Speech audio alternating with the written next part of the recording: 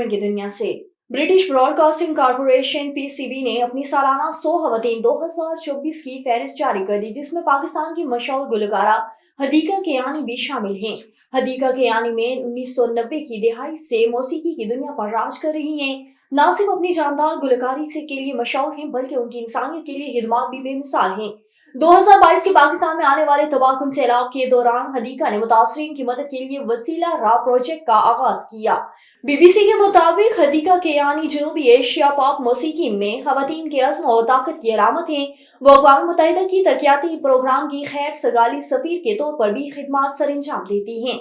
और मारूफ पाकिस्तानी मॉडल और अदाकारा नादिया हुसैन ने अपने घर में होने वाली चोरी की बड़ी वारदात का तहलका अंगेज इंकशाफ कर दिया। हाल ही में नादिया हुसैन निदा यासिर के मॉर्निंग शो में नजर आई, जहां उन्होंने कई अहम पहलू पर गुफ्तगू करने के साथ साथ अपने घर में होने वाली एक खौफनाक चोरी का वाकया भी सुना दिया। अदाकारा ने बताया कि जब हम अमेरिका में थे तो हमारे घर में चोरी हुई थी। हालांकि हमने अपने घर के तमाम दरवाजे और कमरे अच्छी तरह बंद किए थे, मगर हम एक दरवाजा बंद करना भूल गए जो बालकनी में खुलता है। उन्होंने मजीद बताया कि बस फिर क्या था कि चोरों ने इसी दरवाजे को इस्तेमाल करते हुए सारी चीजें चुरा ली, यहाँ तक कि मेरे आर्टिफिशियल जेवरात भी अपने साथ ले गए, कोई चीज भी बाकी न छोड़ी।